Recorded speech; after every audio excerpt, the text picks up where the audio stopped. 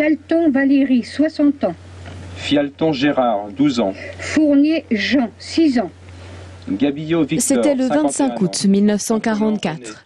Alors que la liesse envahissait Paris libéré, 124 habitants de Maillé, dont 42 enfants, étaient tués par les SS. Aujourd'hui, 65 ans plus tard, tout le village ainsi que certaines personnalités étaient à nouveau réunis pour commémorer ce triste anniversaire et honorer la mémoire des victimes, aux côtés des survivants, toujours très affectés. Je dis toujours, on vit avec ça, on ne vit pas comme tout le monde.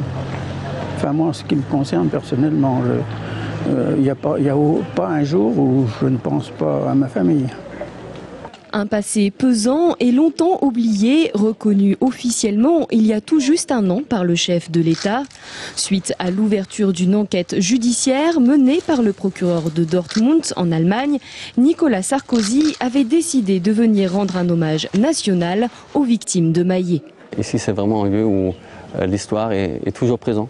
Les gens ont toujours vécu ceci dans leur propre vie, et si on est à la cimetière et voit que les victimes les plus jeunes avaient quelques mois, ils auraient 65 ans aujourd'hui, ils sont morts depuis 65 ans, alors c'est vraiment quelque chose à commémorer.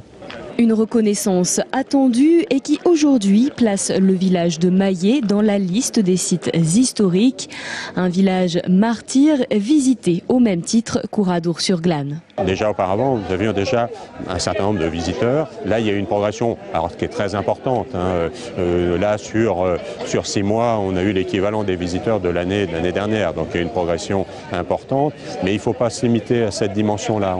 Il y a une amplification du travail qui se fait ici qui est énorme. Un travail réalisé autour du souvenir pour que l'histoire du village ne soit jamais oubliée et surtout pas répétée.